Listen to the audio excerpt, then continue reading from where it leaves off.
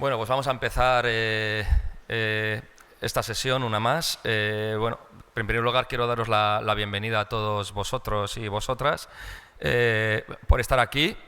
Agradeceros una vez más que sigáis viniendo a estas sesiones que organizamos desde Zorraquino. Y bueno, el objetivo de esta sesión es presentar el nuevo informe que tenemos desarrollado de tendencias de experiencia de usuario. La verdad que es el tercer año que lo hacemos.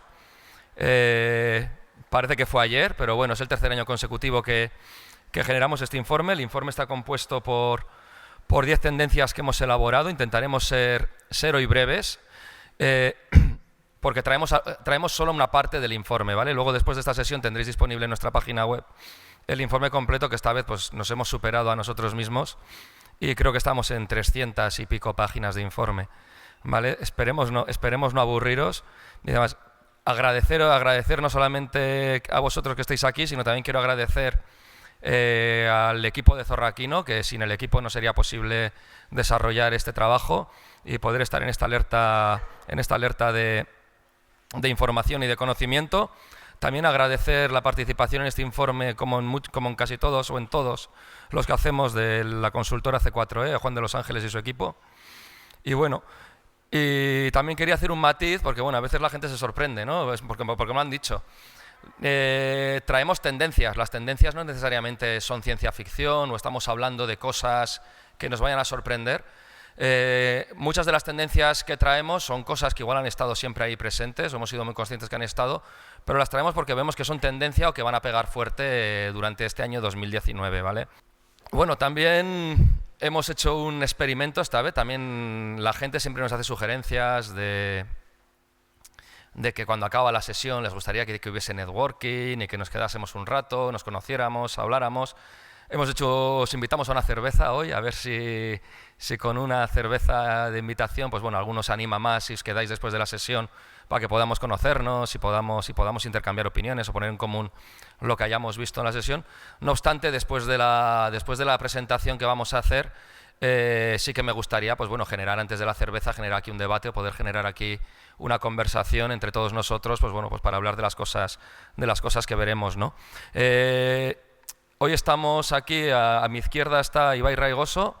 Ibai Raigoso es ingeniero informático, es la parte técnica, ¿no? Es parte del equipo técnico de nuestro estudio. Él hablará más, nos intentamos repartir siempre las tendencias, ¿no? Las que son más las que tienen un punto más tecnológico, más la parte tecnológica, pues nos las presentará él. A mi derecha tengo a Iñaki Leque. Iñaki Leque es de formación psicólogo y de marketing. Lleva la parte en nuestro estudio de investigación de usuario y de consultoría de marketing. Y bueno, yo soy Miguel Zorraquino, soy el director de la agencia y yo estudio Bellas Artes, yo soy diseñador de vocación y de profesión, ¿no? Entonces, bueno, Iñaki hablará más de las tendencias que van más relacionadas con el mundo de la psicología del usuario, y Ibai sobre las tendencias que son más tecnológicas, y yo me tocará hablar pues de las que más cerca del mundo del diseño estén. En realidad todo es diseño, ¿vale? La experiencia de usuario es diseño, pero cada vez el mundo del diseño pues requiere más disciplinas y distintos ámbitos de conocimiento, ¿no? Eso es lo que intentaremos reflejar hoy en este informe, y lo que vamos a intentar reflejar también, pues bueno, con la participación de nosotros tres. No sé si más miramientos podemos comenzar, y bueno, pues empezaremos tendencia a tendencia. Intentaremos hacer una breve introducción de por qué consideramos que es tendencia o dónde vemos que aquí está la tendencia, y luego pondremos una serie de casos prácticos que intentan reflejar o ilustrar esta tendencia, ¿no? La primera tendencia le hemos llamado la UX ergonómica. Esto en realidad no es nada nuevo, ¿no? El diseño sin ergonomía no tendría sentido. El diseño está hecho por y para las personas, o ese debe ser su fundamento. También está hecho por y para los negocios. No nos podemos olvidar de esa otra parte, de la que también hablaremos mucho. Y bueno, realmente, ¿por qué metemos la ergonomía, ¿no? ¿En qué vemos que tiene que estar la ergonomía presente en esto? Es porque a veces era la gran olvidada, o sobre todo están empezando a haber nuevos dispositivos digitales pues que están alterando el comportamiento. Tenemos que replantearnos el cómo tiene que ser el aspecto ergonómico. La ergonomía es la base de toda usabilidad y de toda experiencia de usuario. Lo que estamos hablando aquí sobre todo es que cada vez pues, tenemos interfaces diferentes, ¿no? Entonces lo que tenemos que buscar son interfaces más cómodas. Sobre todo vamos a hablar mucho de la experiencia móvil, ¿no? ¿Por qué vamos a hablar de la experiencia móvil? Porque bueno, está claro que la tendencia es que nuestros móviles cada vez sean más grandes, las pantallas sean más grandes, y esa dificultad ergonómica que eso supone pues va a hacernos replantearnos durante el año 2019 pues el cómo estamos diseñando las experiencias en dispositivos móviles, ¿no? Sobre todo indicar que el uso del pulgar, el dedo pulgar, es un elemento clave en la experiencia móvil. Y investigar cómo utilizan nuestros usuarios el móvil pues resulta imprescindible, ¿no? Más cabe destacar que más del 70% de los usuarios ya son mobile first, ¿no? O mobile only, más que mobile first, perdón. Eso quiere decir que su único medio de interacción es decir, no tienen tablets, no tienen ordenador en casa, y cada vez hay más usuarios en los que únicamente utilizan la tecnología o se conectan a Internet, utilizan las apps a través de sus dispositivos móviles, ¿no? El dispositivo móvil cada vez lo usamos más, esto no es nada nuevo, esto se lleva hablando muchos años, hemos machacado mucho con eso, pero sí que es verdad que el móvil está ahí, cada vez tiene mucha más presencia y cada vez está dejando en otro lugar otros dispositivos u otras experiencias que antes estaban en primer lugar, ¿no? Entonces, bueno, al final le hemos llamado pues, bueno, la UX para el dedo, ¿no? Es decir, cómo diseñar para los pulgares cuando nos encontramos en una era donde cada vez las pantallas de nuestros dispositivos móviles son más grandes. No sé si recordaréis este anuncio de Apple, del iPhone 5 del año 2012. Os lo voy a poner porque, bueno, creo que es un buen contexto para que entendamos el dónde estamos hoy en día en el año 2019, ¿no? Your thumb. It goes from here to here. This bigger screen goes from here to here. Now, that's either A, an amazing coincidence, or B, a dazzling display of common sense. Pretty sure it's the common sense thing.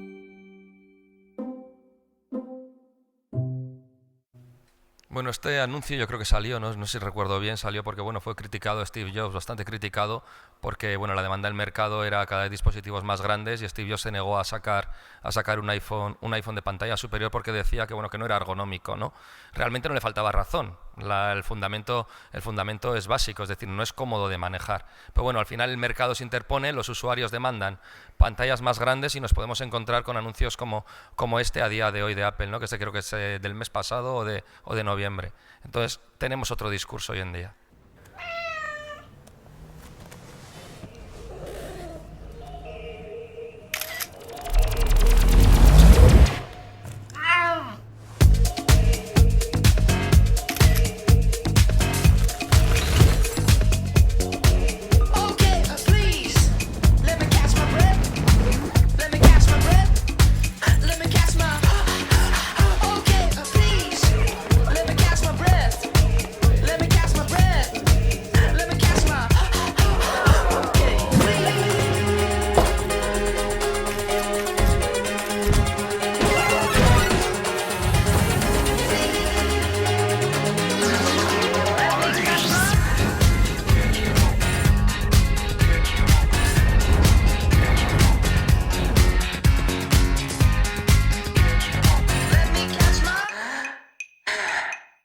Bueno, como vemos, esta es la realidad. Ahora mismo lo que se demanda en el mercado y lo que queremos los usuarios son dispositivos con pantallas cada vez más grandes y esto supone un reto para los diseñadores, supone un claro reto para los diseñadores de experiencia de usuario, ¿no? Entonces, bueno, aquí tenemos algunos datos sobre el uso y el comportamiento de cómo se usan los dispositivos móviles. En el informe creo que recogemos más cifras y más datos, pero bueno, está claro que el 50% al final manejamos el móvil con una mano, lo cual eso supone un verdadero reto para poder diseñar la experiencia y la usabilidad, ¿no? Pero bueno, los comportamientos son muy diferentes en los dispositivos móviles y eso es un poco lo que hay que tener en cuenta, sobre todo cuando nos enfrentamos a los móviles cada vez más grandes, ¿no? De esto ya llevamos hablando muchos tiempos, el cada vez está para más cosas, ¿no? El móvil. Y bueno, sí que es verdad que el móvil se utiliza el 68% de los casos en casa, el 72% de los usuarios, pues bueno, que utiliza smartphones no lo deja sus teléfonos bajo ningún momento, es decir, vivimos atados al móvil y realmente el móvil es el centro de cualquier diseño, sobre todo experiencia de usuario hoy en día, vamos, es el rey. Aquí tenemos una gráfica de cómo pues, se puede representar, ¿no? La accesibilidad del pulgar en distintos tamaños de pantalla. Vemos que en el iPhone 5 y en el iPhone 4, pues bueno, pues la accesibilidad con el dedo pulgar era bastante grande, pero nos estamos encontrando ahora con verdaderos problemas de ergonomía en el móvil, ¿no? Aquí hemos querido hacer alusión a, muchos de vosotros ya la conoceréis, la ley de Fitch. La ley de Fitch es una ley que la publicó un psicólogo llamado Paul Fitch en el año 1954, que, bueno, que simplemente se fundamenta en la dificultad que hay en tiempo y esfuerzo que se basa en la distancia que hay para recorrer y llegar al objetivo, ¿no? Y en el tamaño del objetivo. Cuanto más cerca y más grande es el objetivo al que queremos apuntar, mejor es el resultado o menos el tiempo de la experiencia de uso, ¿no?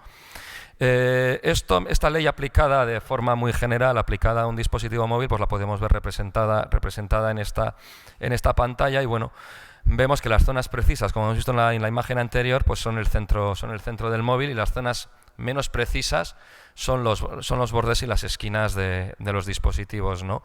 Es decir, cuanto más al borde, sobre todo en pantallas grandes, tenemos que hacer el ejercicio de pantallas grandes, cuanto más al borde, pues nos empezamos a encontrar dificultades de precisión en la ergonomía. Esto está provocando un cambio en experiencia de usuario bastante importante en el diseño de las aplicaciones, y lo estaréis empezando a ver en diferentes aplicaciones.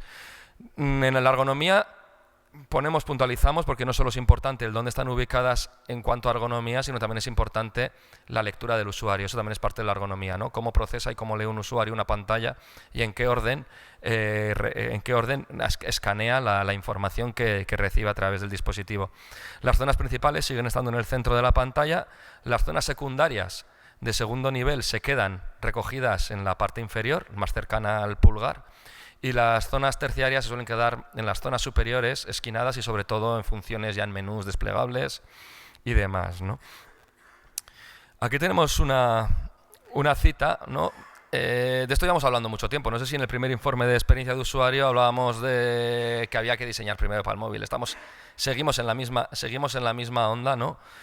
Pero sobre todo lo que creo que cambia es que hay que cambiar ya, o tener muy en cuenta dónde colocamos los elementos que utilizamos, que hay que ponerlos en las zonas más accesibles, porque cada vez las pantallas de nuestros usuarios, como bien hemos comentado, son más grandes, ¿no?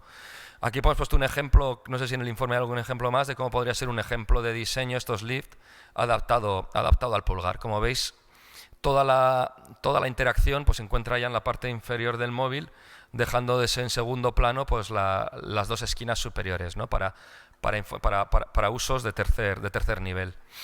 Entonces, bueno, por ir cerrando esta tendencia, pues bueno, siempre cerramos el informe con algunas sugerencias nuestras, y bueno, esto por resumir, pues bueno, que cada vez el área accesible del pulgar es menor, eso dificulta el uso, y que sobre todo debemos diseñar itinerarios cada vez más sencillos, itinerarios en los que en cada paso de la experiencia recoja únicamente las funciones principales y se las pongamos en un lugar accesible, ¿no?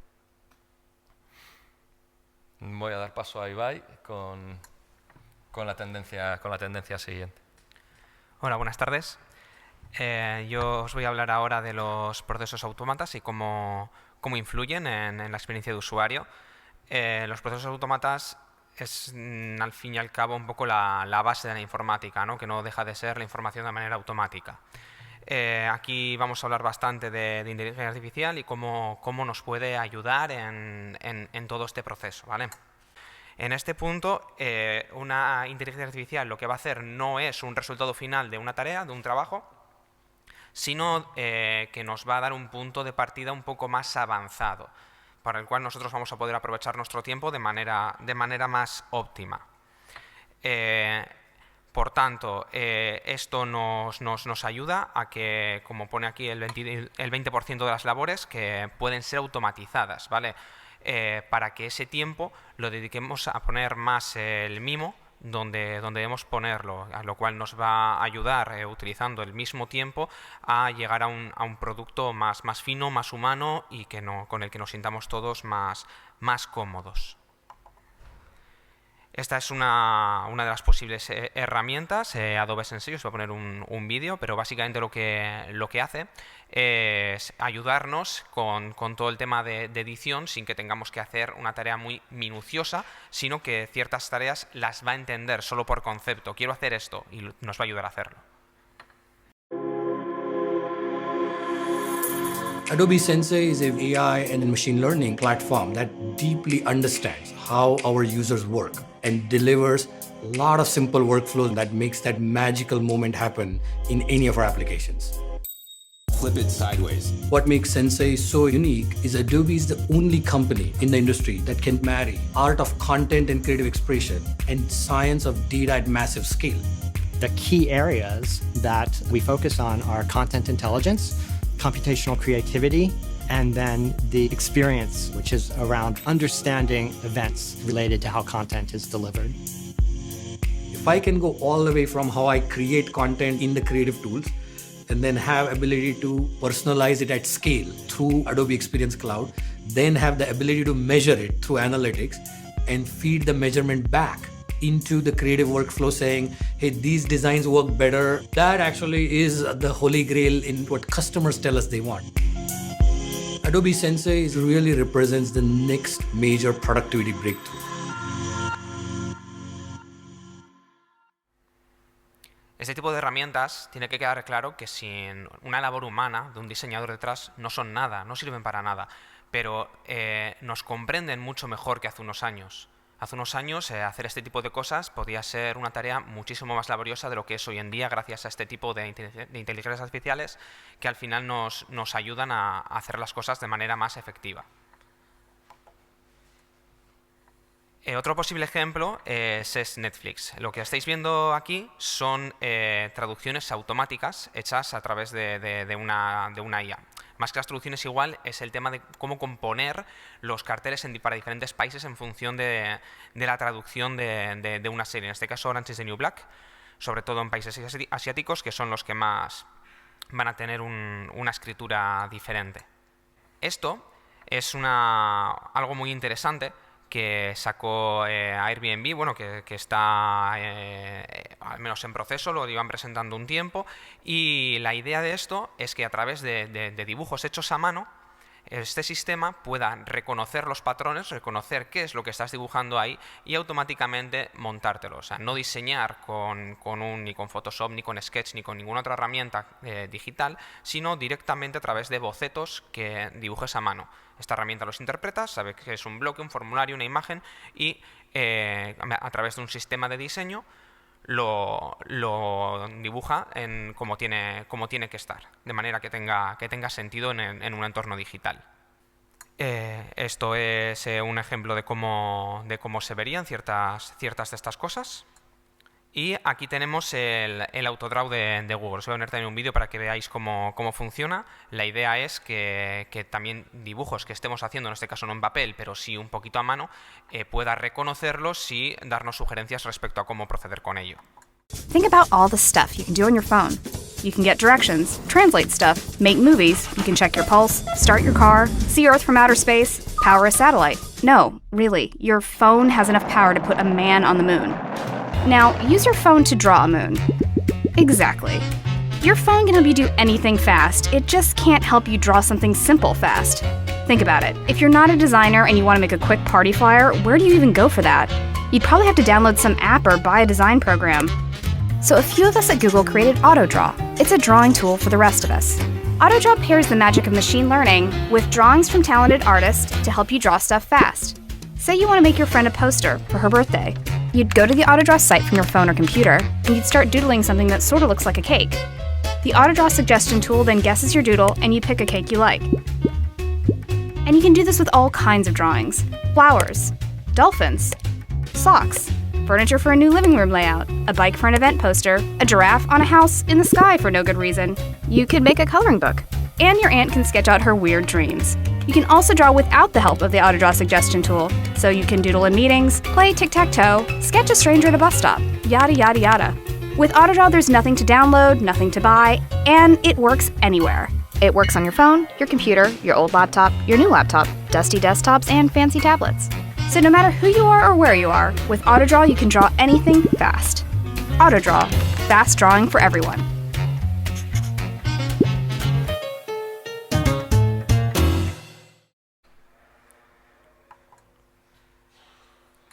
La inteligencia artificial es cada vez más una realidad, aunque lo estemos viendo muchas veces como algo futuro, es algo que funciona hoy y que hoy es muy útil día a día. Y según el director de Google, nos estamos cambiando, ya no es un mundo en el que el rey es el móvil, que el móvil es lo primero, sino que la inteligencia artificial le está quitando ya ese puesto, es una realidad. Esto es otro ejemplo, más orientado en este caso a texto, no se queda únicamente en imagen este tema. En este caso estamos hablando de Textio. Esto es una herramienta muy orientada a recursos humanos, a la redacción de ofertas de empleo. Va valorando lo que estás escribiendo, comprende lo que estás escribiendo y te da ciertas pautas. Te dice, oye, creo que el tono que estás utilizando aquí no es el más adecuado para la oferta que quieres plantear, o igual sí, te da una serie de pautas, una serie de valoraciones y te ayuda a sentirte más cómodo con lo que estás escribiendo, a tener una verificación, aunque sea de una máquina, que te está diciendo, sí, pienso que lo que estás publicando es correcto. Este es otro de los posibles ejemplos de implementación. El Launchpad sirve para hacer test A/B automatizado. El test A/B, sin entrar en un gran detalle, es cómo medir el impacto de hacer diferentes variaciones. Por ejemplo, cómo impactaría en la conversión de mi sitio web si yo los botones que ahora son verdes los cambio y los pongo amarillos. ¿Sirve? ¿No sirve? ¿Funciona mejor? ¿Peor? Esta herramienta lo que hace es detectar posibles mejoras, como esos cambios de color o alguna otra, y empezar a hacer un test para, aparte de los visitantes, mostrarle una variación, a otros visitantes otra variación, y ir decidiendo cuál es la mejor en función de los resultados que se van obteniendo. Normalmente tradicionalmente, hay que pensar cuál es la variación que queremos plantear y decidir a partir de entonces. Aquí ya nos ayuda incluso a decidir, no sabes por dónde empezar, no sabes cuál es la variación que deberías medir, cuál es lo que puede tener impacto, yo te ayudo. Esto es también algo que se viene hablando, que es de Grid. De Grid es ya se han implementado muchísimas, del orden de cientos de miles de páginas, de 150.000 creo, y lo que es un asistente de diseño de inteligencia artificial. Tú le dices los contenidos que quieres, no cómo lo quieres, sino qué es lo que quieres, y te ayuda, te da unas primeras pautas hacia cómo cree esta inteligencia artificial que debería diseñarse eso. Esto, nuevamente, no tiene por qué ser, y seguramente no lo será, un producto final, pero nos ayuda a tener un punto de partida más allá de nuestras hipótesis previas y nuestro buen hacer. Y desde esa base podremos poner el factor humano y el mimo necesario para, llevando el mismo tiempo, poder tener un producto con un acabado muchísimo mejor. Esto es de la misma herramienta, que viene a decir lo que está diciendo, que lo único que tienes que hacer es añadir el contenido, se diseña a sí mismo. Entonces, desde aquí lo que queremos transmitir, para empezar, es que la inteligencia artificial no es un enemigo, ¿vale? Es una asistencia tecnológica. La tecnología nos sigue ayudando a trabajar de manera más cómoda, más ágil y mejor. La parte de empatía y de aumentar la calidad a partir de la base que nos dé ya irá después, de nuevo, del peso de los diseñadores y el equipo que forme parte de ese trabajo. Ahora voy a dar paso a mi compañero Iñaki, que os va a hablar de UX Research. Bueno, arratsaldeon, gracias por acompañarnos una vez más a una sesión de UX Trends. Y bueno, como comentaba Miguel al principio, yo me encargaré un poco de presentaros tendencias más en la línea de la psicología, más orientadas a marketing, a investigación, ¿vale? Y bueno, esta tendencia número 3 hace referencia a una figura profesional, a un enfoque de trabajo, ¿vale? Que es el de UX Research, ¿vale? Un poco es el aumento de interés que se está dando por la investigación de usuario dentro de todo ese proceso de diseño y desarrollo de productos digitales, ¿vale? En los últimos meses hemos visto el resurgir de un aspecto de diseño que es ya conocido, ¿vale? O sea, sí que es cierto que desde la investigación en experiencia de usuario, en usabilidad, no es algo nuevo, ¿vale? Pero sí ha tenido un repunte, ¿vale? Con todo el resurgir de la experiencia de usuario, vemos que es necesario para una base esencial en una estrategia de diseño, ¿vale? Cada vez hay un interés mayor por poner al usuario en el centro, por hacer productos más orientados al usuario, ¿vale? Entonces, encontramos que no hay una buena experiencia de usuario sin una base sólida de investigación, tanto cuantitativa como cualitativa. Entonces, esta función o este perfil profesional cada vez es más demandado, ¿no? nos preocupamos más por poner al usuario, por mejorar la experiencia y sobre todo porque el diseñador o la figura del diseño, en este caso en un estudio, tenga un perfil más estratégico, ¿vale? En esto hemos hecho ya hincapié en muchas sesiones, pero nos centraríamos y participaríamos más desde el inicio de un proyecto, ¿vale? Aquí podéis ver, ¿no? Esta es una noticia de la CNN, ¿vale? De los mejores puestos en América, ¿vale? Las 100 carreras con mayor crecimiento, mayor paga, ¿vale? Y un trabajo más satisfactorio. Y encontramos en el número 39 el investigador especializado en experiencia de usuario, ¿vale? Perfiles tanto que planifiquen, como ejecuten, como que trasladen todos esos insights que hemos recopilado al equipo de diseño y al equipo de desarrollo. Si seguimos profundizando y vamos a las webs de las grandes tecnológicas, pues vemos que comparten, ¿no? esta búsqueda de talento, ¿no? Pues aquí tenemos el caso de Facebook, aquí tenemos el caso de Adobe. En este caso Adobe ya va al perfil concreto, ¿no? Necesitamos un investigador de User Experience para nuestro equipo de Magento, porque hemos encontrado tales defectos, ¿no? Incluso también vemos ya más segmentación, vemos que ya se especializan en investigación cuantitativa, investigación cualitativa, reclutadores, ¿vale? Claro, esto hace años era impensable, era difícil de entender, ¿no? Entonces, claro, ¿nosotros cómo entendemos esto? Según dice el CEO de Patagonia, pues bueno, que más que alcanzar la cima de una montaña, lo importante aquí es el proceso, ¿vale? Porque sí que es cierto que muchas veces nos obcecamos en el producto final y no nos damos cuenta que este producto final es el resultado de un estudio, de una comprensión de nuestro usuario. Entonces, ¿en qué se basa este trabajo de investigador en experiencia de usuario? Pues en un enfoque de diseño, que es el diseño centrado en el usuario, hemos comentado alguna vez, pero detallaremos aquí cómo se engloba dentro de este proceso, ¿vale? Se compone de las siguientes etapas. Hay una fase inicial estratégica, ¿vale? En la que se idea, ¿no? Se piensa qué es lo que buscamos, cuáles son los objetivos, cuáles son los beneficios que queremos obtener con el trabajo en sí. Luego entra una fase de investigación. Investigación, podemos hablar de investigación cuantitativa, cualitativa, pero sobre todo es investigación en cuanto a trabajar con el usuario, ¿vale? Conocer de cerca a nuestro usuario, ¿vale? Nosotros no somos el usuario, esa es una frase que nosotros la cumplimos y queremos en ella rajatabla, ¿vale? Una vez tenemos toda esa información, hemos recopilado todo eso, se entra en una fase de análisis, ¿no? O sea, qué hemos detectado, ¿vale? Qué podemos trasladar a nuestro trabajo y sobre todo luego qué podemos idear, ¿vale? No tiene que ser el super mega proyecto terminado, sino que podemos tener un producto mínimo viable que nos permita evaluar, como veis en el último círculo, y luego seguir iterando. Entonces, a nivel de técnicas dentro de la investigación en experiencia de usuario, pues bueno, esta es para los que ya nos conocéis, este es un ejemplo que solemos poner habitualmente, ¿vale? Pero es de Jakob Nielsen. Jakob Nielsen, para aquellos que no lo conozcáis, es uno de los mayores gurús en usabilidad, ¿vale?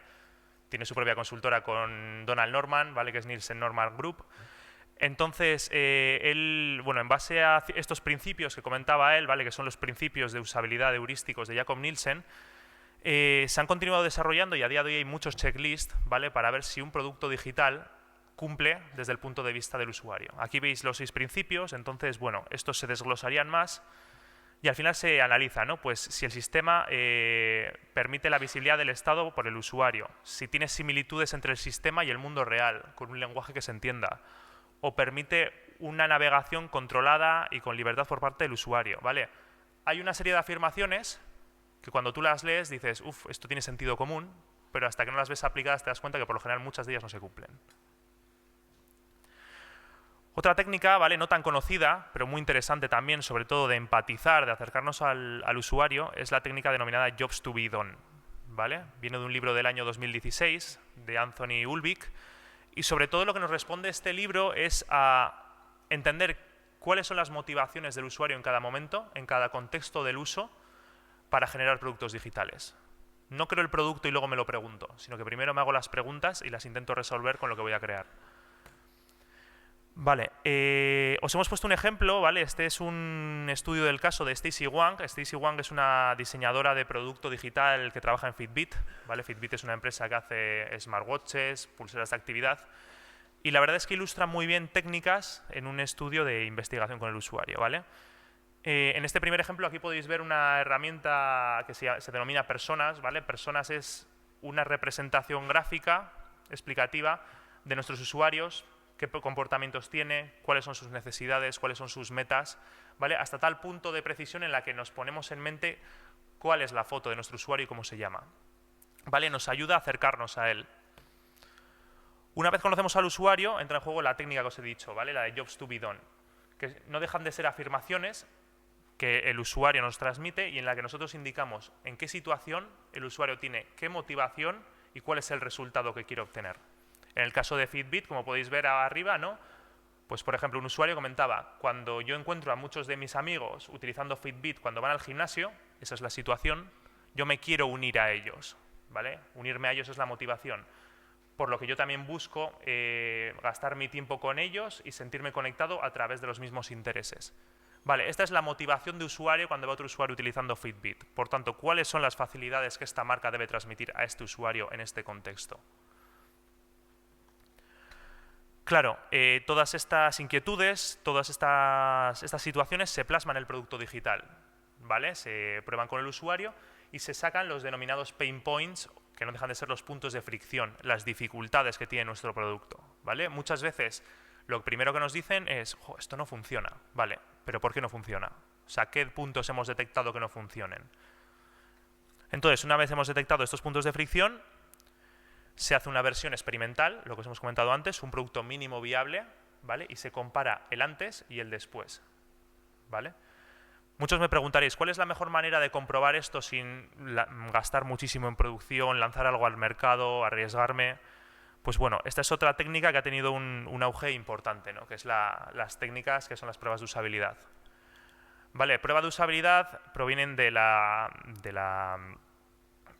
ciencias del comportamiento, ¿vale? Del pensamiento experimental, y al final no deja de ser testar un producto en condiciones experimentales, ¿vale? Ahí os hemos puesto unos fragmentos de vídeo en el que podéis ver cómo se caracteriza una prueba de usabilidad.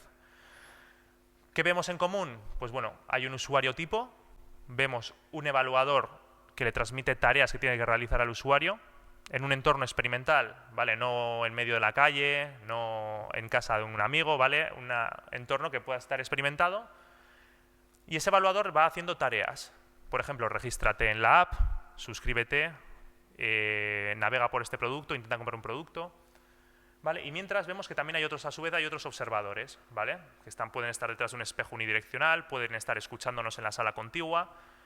Y luego también hay hardware, ¿vale? Hardware, hablamos a nivel de grabación de la interfaz del usuario, grabación de su rostro,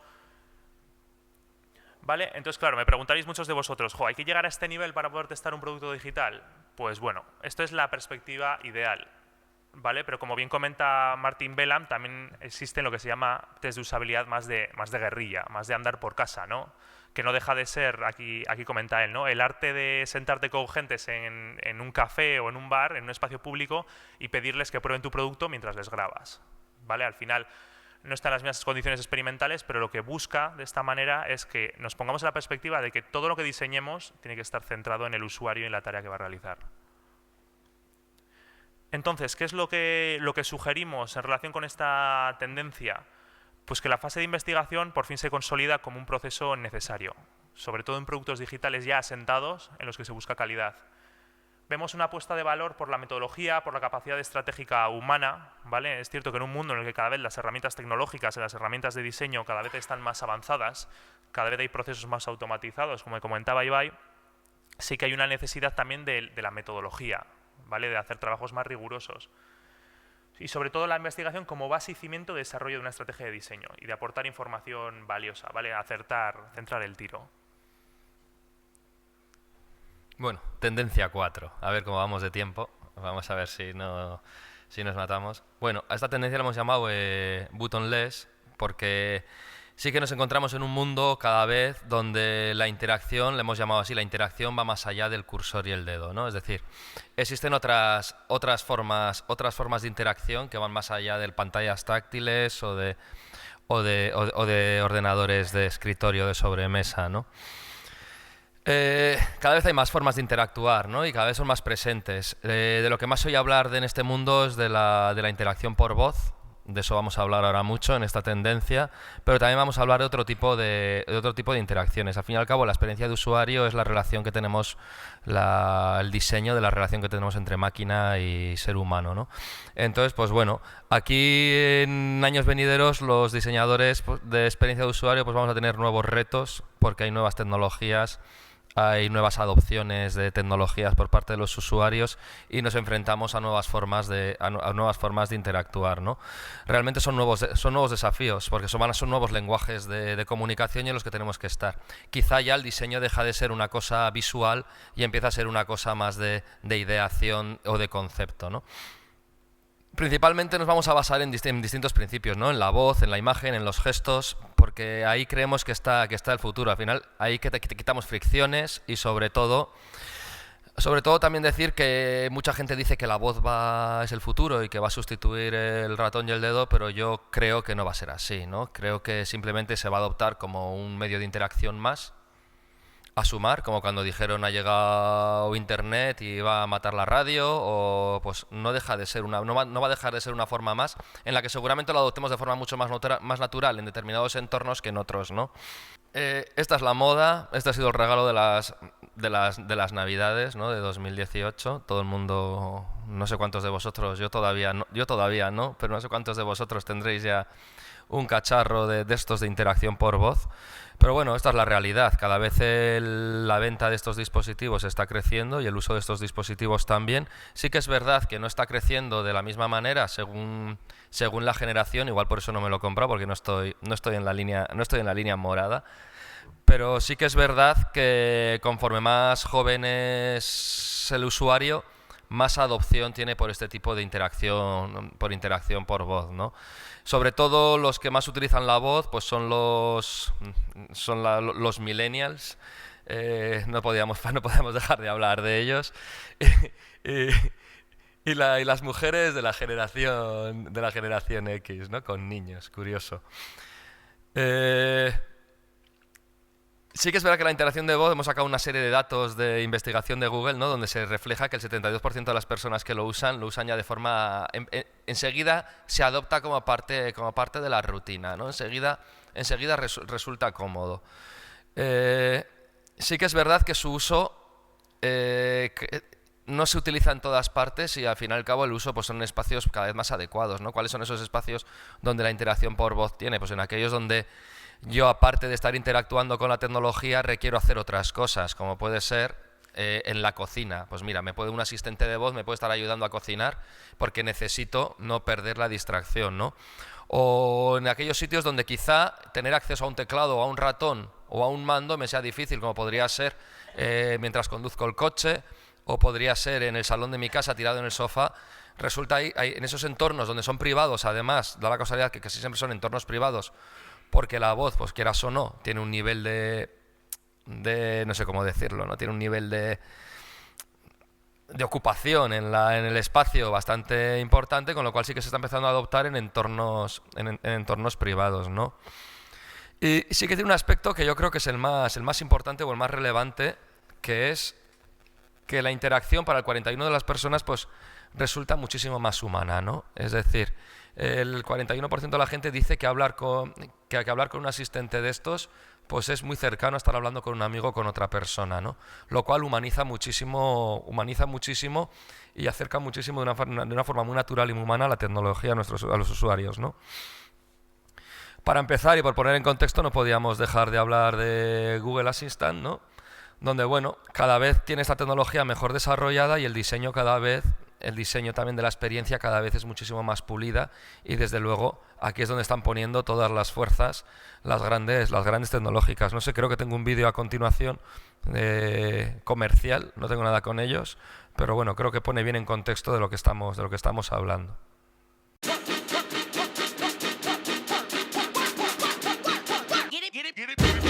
Okay, Google, show me the trailer for Angry Birds. Fire! How old is the Taj Mahal? Whoa, take me there. Here are some headlines. What's Picasso's full name? Pablo, Diego, Jose, Francisco, De Paula, Juan, Nepomuceno, Maria de... You're on the fastest route. Play Laughing Owl. Okay, Google, girar myself. Call Graham. Show me my graduation photos. Como ya se adelantaba antes, ¿no?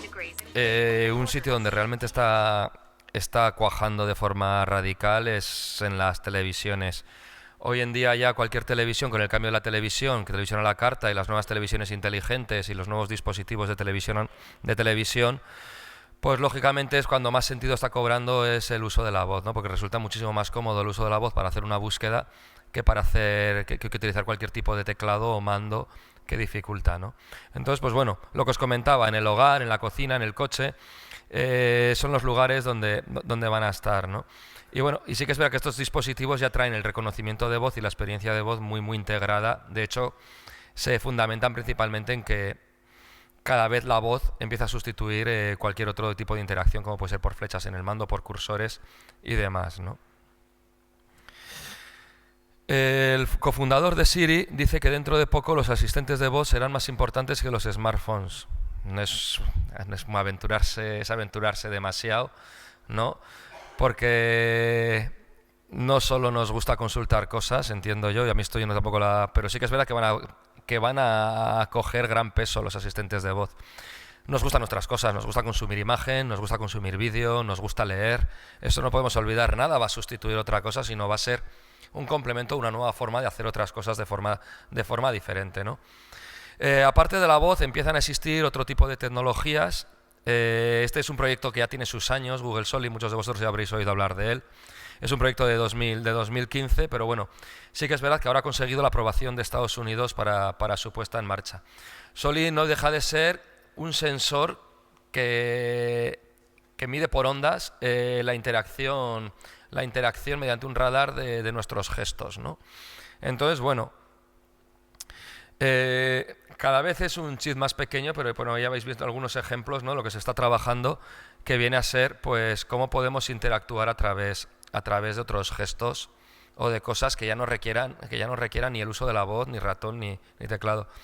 A mí esta imagen me gusta, la hemos puesto porque yo creo que es curiosa, ¿no? Sobre todo porque está muy asociada al mundo del diseño, el cómo el producto de la izquierda es el primer prototipo y el cómo han ido consiguiendo minimizarlo hasta tener ese microchip de la derecha, ¿no? Es decir, cómo avanzamos para que realmente estos proyectos que al principio parecen que no van a llevar a ningún lado, como poco a poco nos van llevando, ¿no? Como cuando nos presentaba Ibai el tema de la automatización en procesos de diseño, dices, bueno, esto de los dibujitos de Google, que esto es muy primitivo. Bueno, pues que es el primitivo, esos son los orígenes de una tecnología, ¿no? Es decir, eso si lo vemos con perspectiva, desde luego yo sí que veo que dentro de 5 años diseños automáticos podrá hacerse cualquier empresa. Esa es una realidad.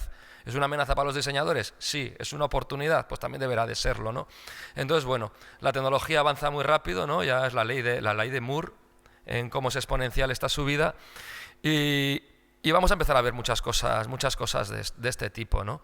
También empiezan a haber ya otro tipo de interacciones que a mí me parecen más interesantes que los asistentes de voz meramente. Me parece que este tipo de productos quizá tengan más acogida en el mercado, donde combinan interacción por voz con apoyo en imágenes, ¿no? Aquí tenemos el Amazon Echo Show, que lo que es un Amazon Echo, pero lo que le han añadido pues es una pantalla que te va ampliando información, ¿no? Lo que hemos dicho antes. Está entre una tele con asistencia de voz, entre una tablet sin tocarla, ¿no? Son dispositivos híbridos, pero depende en qué entornos los sitúes, pues puedes encontrar, pues yo creo que puedes encontrar una gran utilidad. Yo creo que puede ser muy útil si estás en la cocina, pides una receta y estás viendo los pasos de una forma visual, por ejemplo. O si la utilizas para hacer videoconferencias, ¿no? Videollamadas. Es decir, cada tipo de dispositivo pues nos resultará, lo adoptaremos de una manera o de otra. Aquí tenemos otro proyecto experimental del estudio Special Projects de Reino Unido, donde han utilizado la tecnología de realidad aumentada para, a través del movimiento del móvil, podamos interactuar como si estuviésemos interactuando en un escritorio físico real. Os voy a poner un vídeo que yo creo que lo va a explicar mejor que yo. We're really inspired by the way that people interact with objects, and there's so much potential in transferring some of our physical behaviors into the digital world. When we work with pen and paper, it's very easy to use our desk space to organize ourselves and move between tasks. The problem is, when you try and do this on a phone, switching between tasks can feel very unnatural and disrupt your flow. So we've invented a new way of digitally navigating through different apps on a phone, which is completely inspired by the physical world. You can literally pin an app to a physical space. So every time you bring the phone back to that exact space, the same app will be active. There's no limit to how many apps you could pin. It's a little like building a virtual desktop in the space around you. Let's imagine you're writing an email and you want to add an image. You just move to the place where your images are kept and drag it across. Or, if you want to copy some text over, you can literally drop it from one space to another. You can drag digital content using the physical space. Ya creo que os habéis hecho una idea, ¿no? Es por no alargar ahí, no sé cuánto dura el vídeo, se me está haciendo ya pesado. Vale, no deja de ser un proyecto experimental donde empezamos a ver distintas formas ya de interacción o cómo realmente estamos aplicando ya, aparte de los gestos habituales, del uso del ratón o del dedo, estamos introduciendo también nuevos gestos, ¿no? Aquí tenemos un ejemplo de drible donde con pequeños gestos también podemos hacer interacciones. Esto sobre todo lo que estamos hablando es de interacción sin botones, ¿vale? Es decir, cómo podemos generar buenas experiencias de usuario sin necesidad de que exista el pulsador, el botón, ¿no? Y cada vez esto también está siendo, esto es una realidad, cada vez lo estamos viendo más en la navegación con gestos. Aquí esto es como muy anecdótico, pero supongo que este os resultará muchísimo más familiar, ¿no? Instagram yo creo que realmente lo ha hecho muy bien en cómo de forma natural nos vamos moviendo por la aplicación sin necesidad de tener que pulsar en botones o opciones, ¿no? Es decir, cómo a través de los gestos de horizontales, verticales o deslizamientos estamos consiguiendo otro tipo de interacción muchísimo más natural, con muchísimas menos fricciones y que además lo adoptamos muy deprisa y de forma muy cómoda, ¿no? Todavía yo creo que no hay un estándar de qué gestos para unas cosas u otras, pero sí se está empezando a establecer determinadas ya hábitos. La experiencia de usuario se basa en hábitos, en convencionalismos, ¿no? Si al final se desarrolla, o Instagram desarrolla el convencionalismo de moverte entre una opción u otra de una app arrastrando el dedo, el usuario se va a frustrar en el momento que no lo tenga. O sea, los gestos este año, dentro de la experiencia móvil y de la ergonomía del pulgar que hemos hablado antes, van a coger un gran protagonismo, porque realmente puedes estar navegando por una aplicación o por un sistema sin necesidad de estar buscando dónde están los botones, ¿no? Empiezan a haber cosas más experimentales. Este es un ejemplo, no deja de ser anecdótico, yo creo, porque todavía no lo veo, pero bueno, va en esa línea de hasta cuándo se adoptan los gestos, ¿no? Aquí están intentando simular que a través de un gesto añadir el producto a un carrito sin necesidad de que exista el botón pero cada vez estamos más habituados en el móvil a empujar y a deslizar cosas, ¿no? Sin necesidad de tener los botones visibles. Incluso se puede ir un poquito más allá, ¿no? Cada vez empezaremos a encontrar, pues bueno, determinados gestos de cómo, aquí es un ejemplo, es también un poco anecdótico, pero queríamos reflejar este tipo de interacciones, pues que a través de tu reloj inteligente pues puedas desbloquear tu ordenador sin necesidad de tener que meter tu clave de usuario o acceder y demás, pero siempre es a través del gesto. Lo digo, hago este matiz porque Ibai va a hablarnos de la siguiente tendencia, que está muy pegada a esta, porque esta requiere la interacción del usuario. Ibai ahora va a hablar de la siguiente tendencia, que es aquella que ya se anticipa y no requiere de la interacción del usuario. Eso no quiere decir que no haya diseño. Alguien tiene que diseñar esa experiencia y alguien tiene que programarla, ¿no? Es decir, esto parece que... yo esto le llamo que es el diseño sin diseño, ¿no? Es decir, cada vez me doy cuenta que estamos resolviendo más problemas en los que no pintamos píxeles, en los que la parte visual es menos importante y lo que nos estamos preocupando es de cómo lo hacemos más fácil, de cómo nos aprovechamos de todos los avances tecnológicos para hacer que las experiencias pues sean cada vez más naturales, ¿no? Entonces, bueno, te doy paso, Ibai, bueno, esto es la síntesis, que me la salto y... Bueno, pues ya has adelantado, Miguel, un poquito de qué va a ir esta siguiente tendencia. Vamos a hablar de la experiencia de usuario invisible, ¿vale? Que no quiere decir que no esté, pero no se ve, no requiere no requiere proactividad por nuestra parte. Entonces, a esto le llamamos la no experiencia de usuario.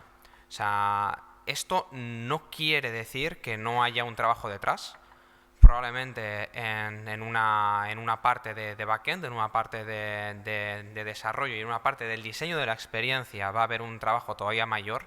Por norma general, mayor simplicidad para el usuario significa mayor complejidad para quien diseña la experiencia, pero no están esas interacciones de la misma manera, ¿vale? O sea, hablamos de que no hay interfaz. No hay interfaz. Va a haber mucha experiencia de usuario, pero va a estar oculta y no va a haber botones, no va a haber interacciones en ese sentido. Lo que va a haber detrás es mucho backend, mucha inteligencia artificial, predicciones, etc. Lo vamos viendo cada vez de manera más habitual. Como decía Miguel, esto se entrelaza mucho con la tendencia anterior, con lo cual esto también influye un poquito en lo que vemos de los altavoces inteligentes y demás. Al final es evitar fricción, siempre es evitar fricción. Entonces, como dice Joe Sparano, el buen diseño es obvio, pero el diseño excelente es invisible directamente. Esto es un ejemplo de Fitbit. Fitbit en su última versión tiene menos pantalla, no tiene botones, o sea, lo que te da es la experiencia de lo que tú quieres hacer, que es una serie de mediciones, una serie de datos, de alertas que vas a tener, vinculando después con tu smartphone y demás, pero no vas a tener una interacción que tengas que hacer con el reloj, no tienes que hacer nada, solo tienes que llevarlo. Aquí hay un ejemplo de cómo es el reloj. Esto también es un reloj, pero es de forma totalmente diferente.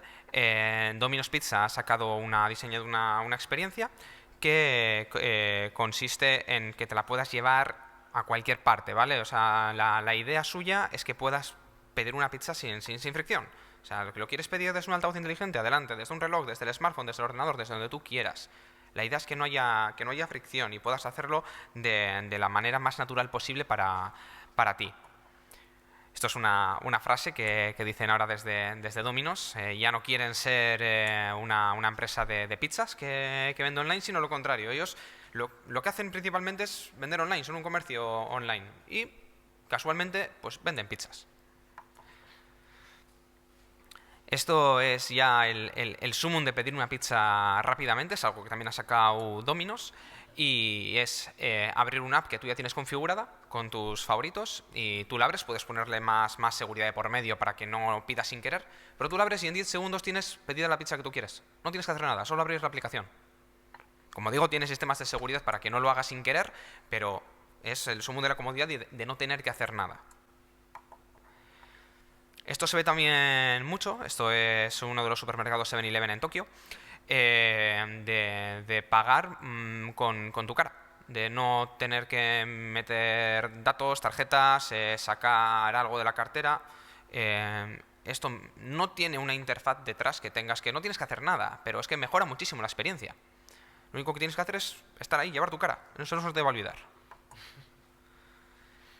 Esto es otro ejemplo, en este caso es para sonreír, para pagar. Es como la confirmación, aquí sí tienes un gesto, esto vuelve a entrelazarse entre lo gestual que comentaba antes Miguel y la no necesidad de interactuar que estoy comentando ahora. Esto es una máquina de café que reconoce quién eres, esto ya, además en lugar de hacerse para pagar, limitarse a eso, lo que hace es reconocer quién eres tú. Como sabe quién eres tú, sabe cómo te gusta el café y te saca el café que es para ti. No me saca, si tenemos una de estas convertidas en una oficina, pues no me saca el café de Miguel, a Miguel le saca el suyo, a mí me saca el mío. No tienes ni que decirle lo que quieres. Esto es ya simplemente una interacción.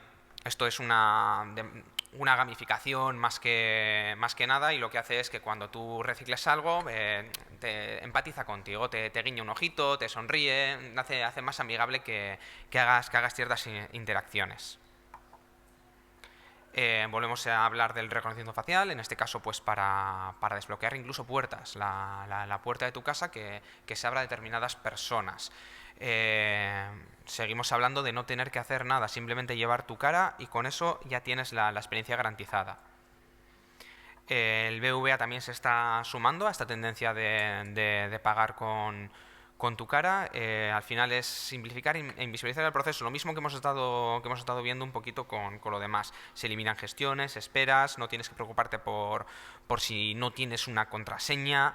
Entonces, BBVA ha abierto una línea de startup para esto y se está metiendo mucho en este tema.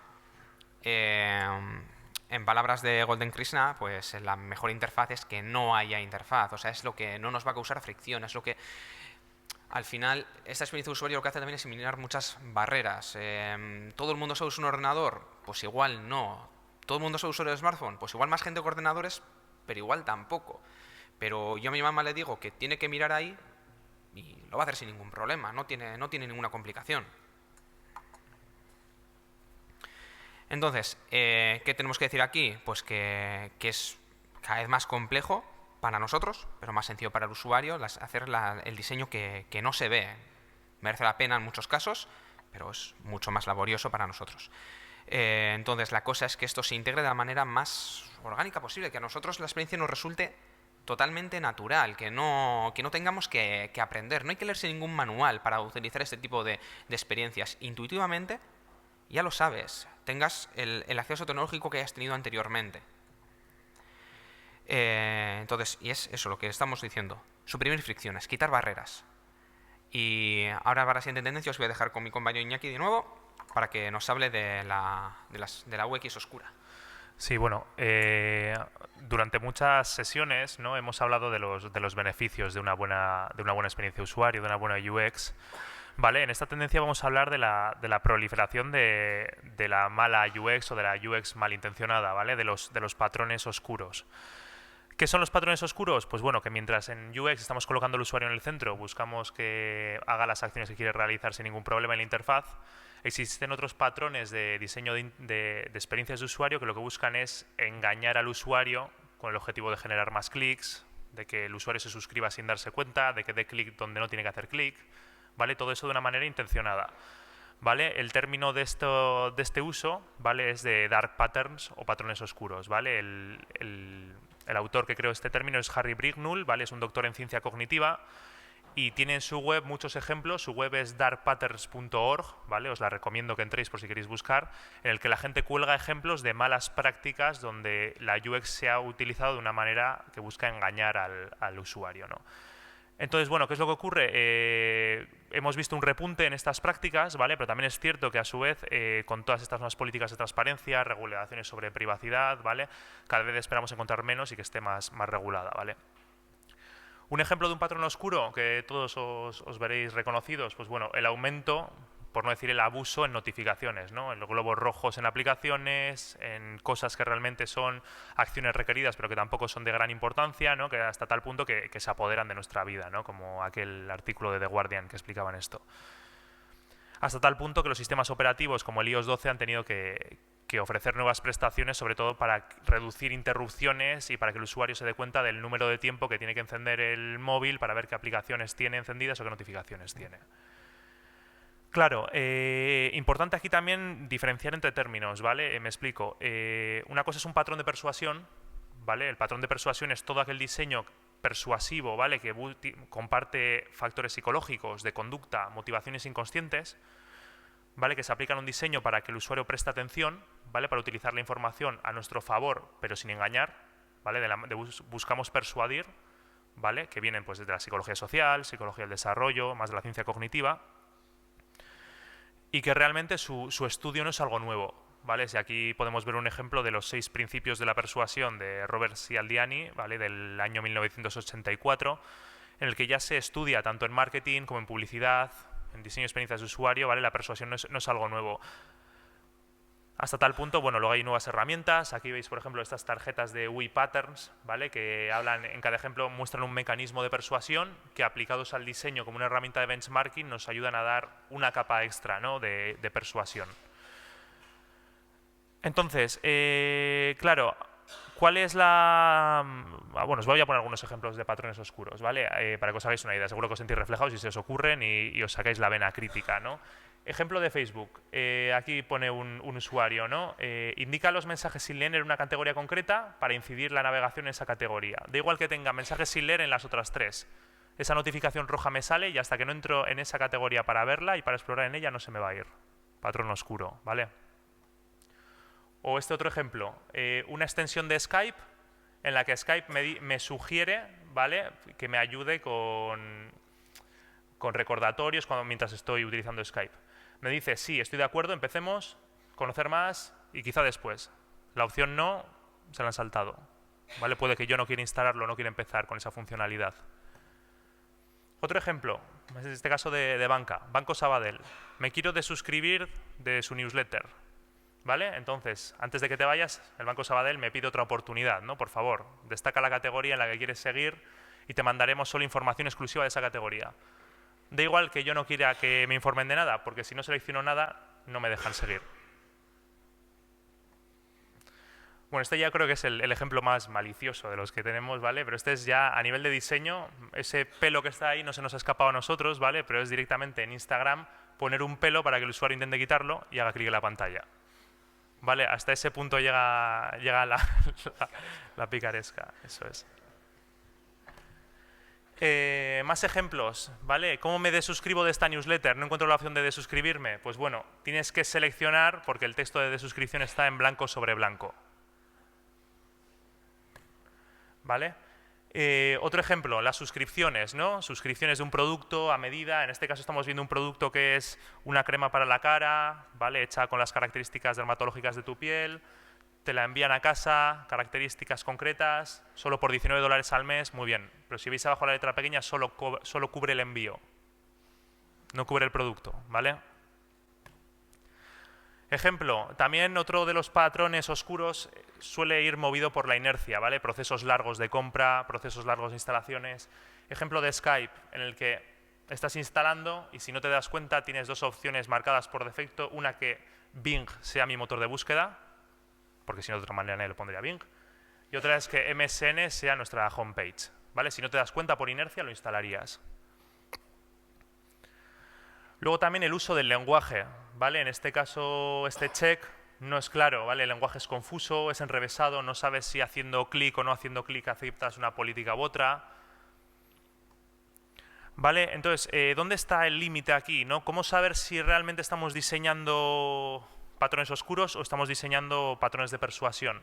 ¿Vale? Pues como comenta Chris Noder en su libro Evil by Design, nos tenemos que preguntar a nosotros mismos que si la compañía se beneficia más que el consumidor, por lo general estaremos diseñando algo malo, ¿no? Un patrón oscuro. Sin embargo, si nos ponemos desde la perspectiva y ambas opciones de diseño benefician tanto a la empresa como al consumidor, en ese caso sí que será más un patrón de persuasión más correcto, ¿no? Más ejemplos. Las aerolíneas, otro ejemplo de patrones oscuros, ¿vale? Ryanair.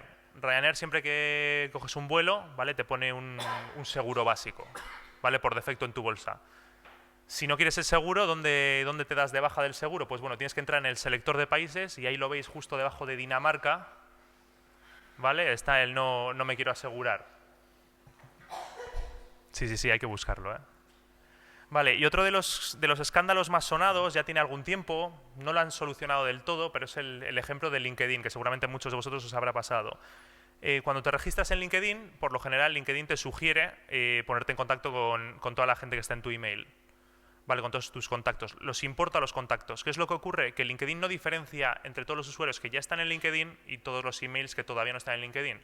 ¿Qué es lo que ocurre? Cuando tú le das que sí, por inercia, por el lenguaje, porque no te das cuenta, LinkedIn bombardeaba spam a todos tus emails de contacto, ¿vale? Aquí podemos ver más capturas, ¿vale? No hay diferenciación entre los contactos que ya están en una red social y los que no, ¿vale? Entonces, acceden a tus contactos de email y de repente veías que habían mandado cientos de emails, ¿vale? Únete a mí en LinkedIn, ¿vale? Esto le supuso una multa. En 2015 tuvieron que pagar unos $13 millones a los usuarios. Y aquí vemos un poco la opción actual, ¿vale? Se ha realizado un cambio después de las denuncias, pero tampoco sigue quedando muy claro, ¿vale? O sea, será algo que en cierta manera les funciona mantener. Vale, hablando un poco de las políticas de privacidad, la Ley General de Protección de Datos, ¿vale?, que empezó en mayo del año pasado, se puso a prueba estas técnicas, ¿no?, de qué utilización de datos, los dobles checks, seguro que los conocéis ya todas ellas. ¿Vale? Y hay un informe bastante interesante que os recomendamos que os descarguéis del Consejo Noruego de Consumidores, ¿vale? Que analiza las grandes empresas como Facebook, Google y Microsoft, cómo funcionan o qué patrones utilizan, ¿vale? En esto de la RGPD. Aquí veis, por ejemplo, el diagrama de flujo de Facebook, la diferencia entre los 4 clics que te supone aceptar la política de privacidad versus los 13 clics que te supone no aceptarla.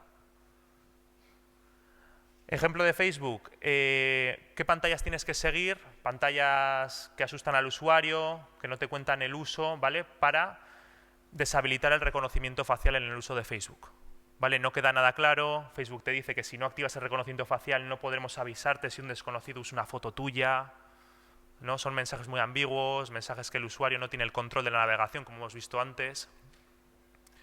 ¿Vale? Entonces, bueno, ¿cuál es el resultado del estudio? Pues que las 3 grandes, ante la privacidad del usuario, la verdad es que suspenden por lo general en lo que a buenas prácticas se refiere, ¿vale? A buenas prácticas y que caen en patrones oscuros. ¿Cuál es la sugerencia que hacemos nosotros desde Zorraquino? Pues bueno, en primer lugar, que parece algo que el engaño puede ser beneficioso en un corto plazo, ¿no? Esa idea de poner el pelo y que la gente haga clic, parece que sí, que va a incrementar mi ratio de conversión, pero realmente no es una estrategia sostenible a la larga, ¿vale? Que al final una buena UX implica un diseño claro, implica un diseño en el que el usuario, al igual que la empresa, tiene control sobre las acciones, control sobre la navegación, y que los usuarios cada vez más, ¿vale? Tienen medios, ¿vale? Como veis esta web que os hemos dicho de darkpatterns.org, para transmitir y para reclamar transparencia y responsabilidad por parte de las marcas. Bueno, vamos a pasar a las 7, yo creo que vamos bien de tiempo. Hablando de mensajes claros, voy a hablar de esta 7ª tendencia. Ya la adelantábamos en nuestro informe de marketing que presentamos el mes pasado, que es el UX Writing, ¿no? Es una disciplina, una profesión que se ha puesto de moda y que está teniendo un gran auge en el mundo del diseño de la experiencia de usuario.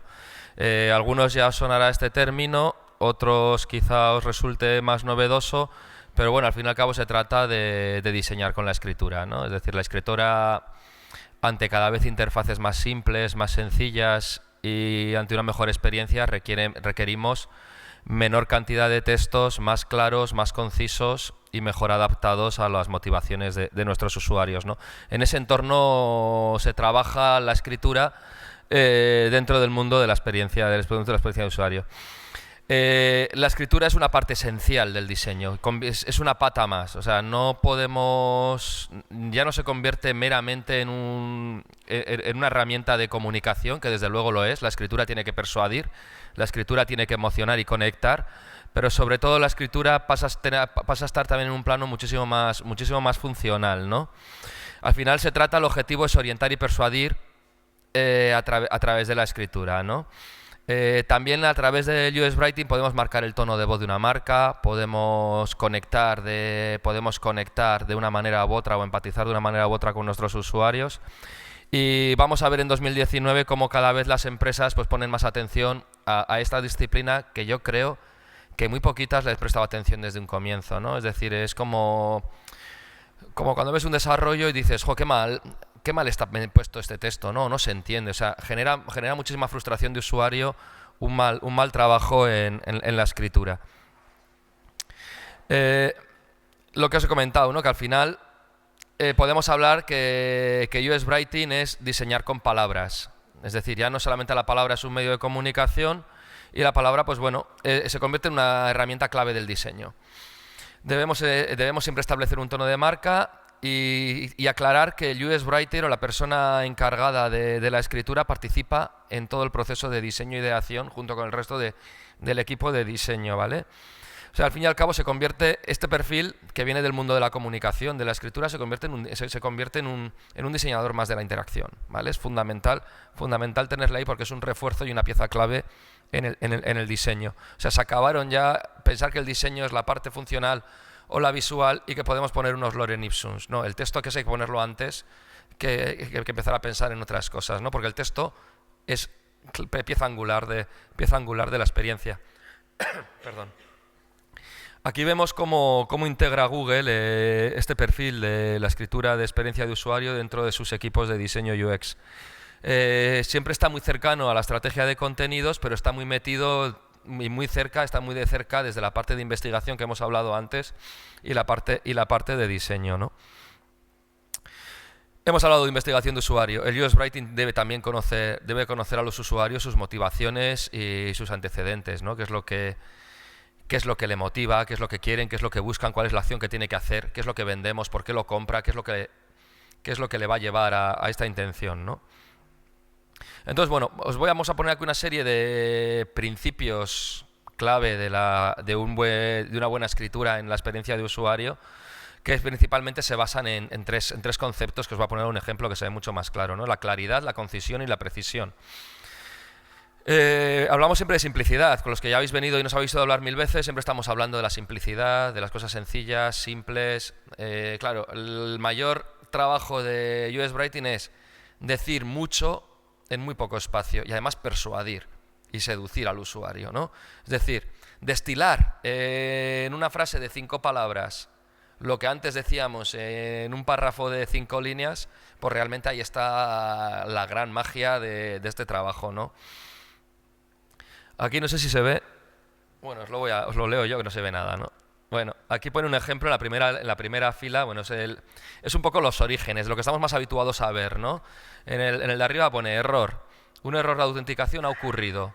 Y te pone ahí el botón, pues que pone OK. Si le metemos el componente claridad, ¿no? Que tiene que ser claro, pues ya lo pondríamos así. Error de inicio de sesión. Has introducido una contraseña incorrecta. Ahí ya nos queda más claro qué es lo que ha sucedido, ¿no? Esto se basa mucho también en la heurística que hemos hablado antes de Jakob Nielsen en los principios. Si le metemos un nuevo componente, que es ser conciso, esta parte que hemos hablado de simplicidad y de concisión, pues podríamos decir contraseña incorrecta y un OK. Con eso es más que suficiente, ¿no? Pero sobre todo también le podemos meter la parte de utilidad, que vendría a ser lo mismo, contraseña incorrecta, pero cambiaríamos y daríamos 2 opciones al usuario.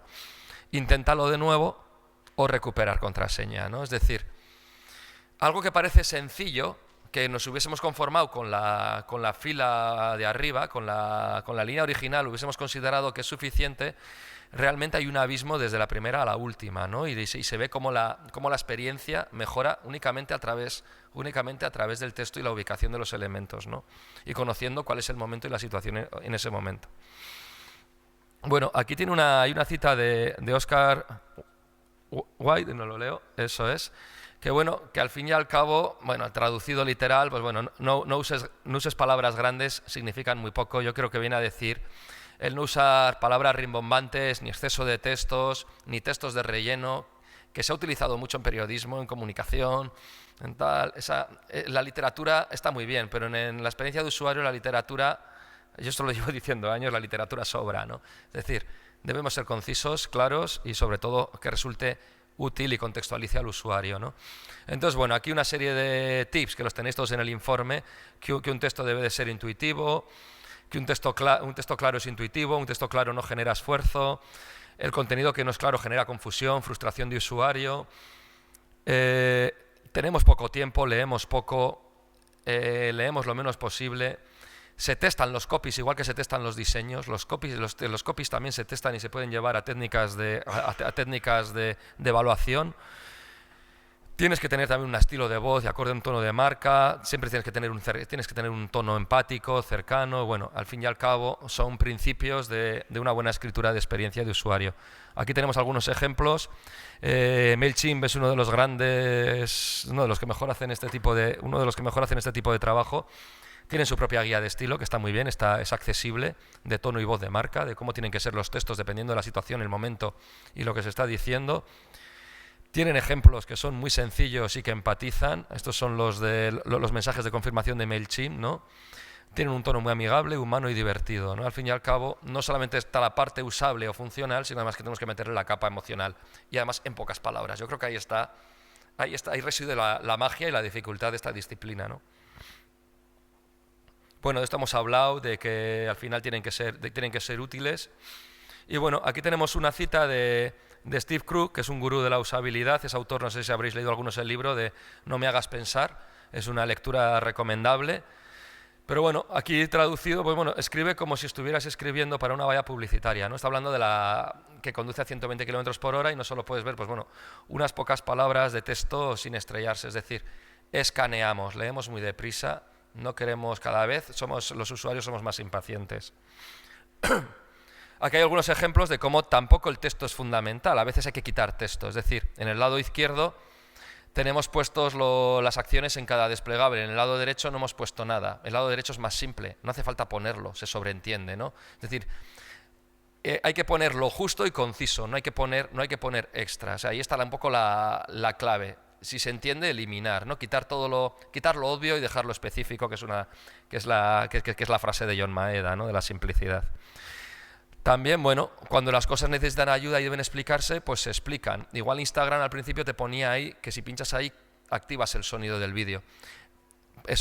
También hay un patrón psicológico de que todo requiere un aprendizaje. Una vez el usuario ha aprendido quedando ahí, ya se activa el sonido, seguramente quiten el copy y dejen únicamente el icono, ¿vale? O sea, también está respondiendo al conocimiento del usuario. O sea, habrá detectado Instagram que el usuario requiere que se lo expliques. Una vez que tengan adoptado ese conocimiento, pues prescindirán de él. Que yo creo que ahora ya no está contexto.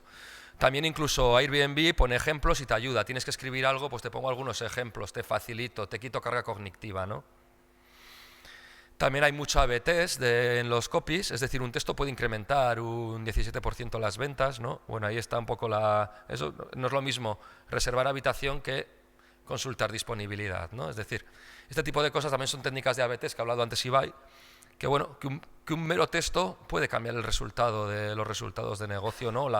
O puede motivar mucho más, aunque sea de dos palabras. Bueno, Medium también habla muy bien, esto también se está viendo cada vez más en experiencia de usuario, cómo el texto está hablando en primera persona, ¿no? En cómo pretenden conectar, en cómo cuando te hablan, están hablándote a ti en primera persona, cómo también el texto se puede apoyar en buenas imágenes y ante una mala experiencia el texto o la imagen puede generar empatía, ¿no? El texto también puede ser divertido. Estos son la agencia Social Mod. Entrar a su página web, me encanta su tono, cómo escriben, a ver, es una gozada. Esto es un ejemplo de su página de Error 404, pero os puedo asegurar que toda su comunicación y todo su copy es simple, sencillo y además es muy cachondo. O sea, creo que ahí está la magia. Os ponemos este libro lo descubrimos el mes pasado, yo creo.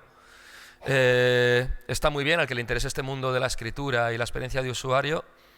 Este libro está muy bien, está lleno de ejemplos, no sé si todos los que hemos puesto son del libro, si no la mayoría. Es una lectura recomendable, es muy fácil, muy visual y creo que es una guía para hacer una buena escritura de experiencia de usuario que es fundamental, ¿no? Bueno, aquí es un resumen de lo que hemos hecho, yo me estoy saltando los resúmenes para no aburriros y doy paso a Ibai. Bueno, pasamos de tendencia. Ahora os voy a hablar un poquito de la experiencia de usuario con los buscadores, grandes amigos míos y muy olvidados muchas veces. La experiencia con los buscadores muchas veces deja mucho que desear. Nos convencemos de no, pero yo estoy tirando de una tecnología que ya trae un buscador o no necesito optimizarlo tanto. Yo me he encontrado en buscadores incluso en grandes supermercados que si busco espaguetis y no lo escribo como lo tienen ellos, no me encuentra nada. O que busco col porque quiero comprar una col y me salen Coca-Colas. No es una experiencia agradable no encuentro lo que quiero. Y si no encuentro lo que quiero, difícilmente lo voy a comprar. Son nuevamente un diseño invisible o muchas veces inapreciable, pero tiene detrás una capa muy importante de lógica, una capa que tiene que ser muy consciente y ayudar a una persona a que encuentre lo que está buscando. A lo mejor esa persona incluso ha cometido un error tipográfico, ortográfico o lo que sea al buscar, pero es nuestra labor a la hora de diseñar una experiencia dar una solución, no poner más trabas. Tienen que estar muy presentes los buscadores. No hay buscadores para encontrar buscadores, tienen que estar visibles, tienen que estar disponibles y desde luego se tiene que entender qué es lo que es, porque es una herramienta que es realmente muy útil y muy importante. Os voy a poner ahora un vídeo para que veáis las experiencias que os estaba contando un poquito ahora con los buscadores digitales y que muchas veces hasta estamos acostumbrados a que nos hagan esto, lo absurdo que sería en un mundo físico.